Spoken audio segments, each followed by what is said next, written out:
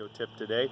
One of the things I've been talking about in my recent programs is the need for many organizations, work groups, and teams to seriously consider having two standard meetings right as the program teams or project teams or departments start all working together.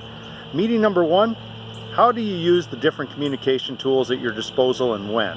And what I'm talking about is, when should you send an email? When should you send a text? When should you send a phone call or make a voicemail? When should you call a meeting? And when should you do a teleconference?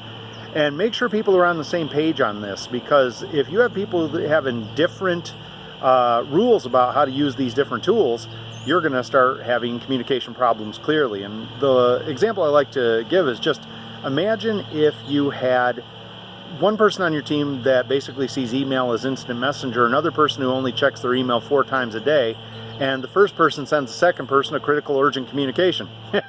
That could cause a problem. The second one that I would recommend you seriously consider is maybe having a meeting about how to run better meetings.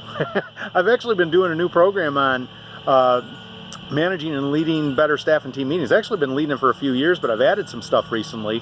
And one of the discussion points that I have in that program is maybe one of the best things you can absolutely do is just consider having a meeting where you talk about how to make your meetings run better, how to make sure people show up prepared, how to make sure people are participating appropriately and courteously, how to make sure that you follow up appropriately from meetings.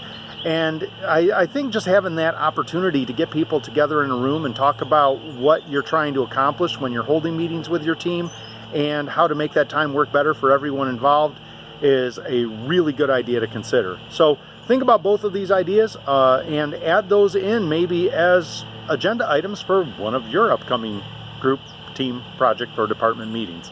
Hope you have a wonderful Independence Day holiday coming up. Thanks, everyone. Bye now.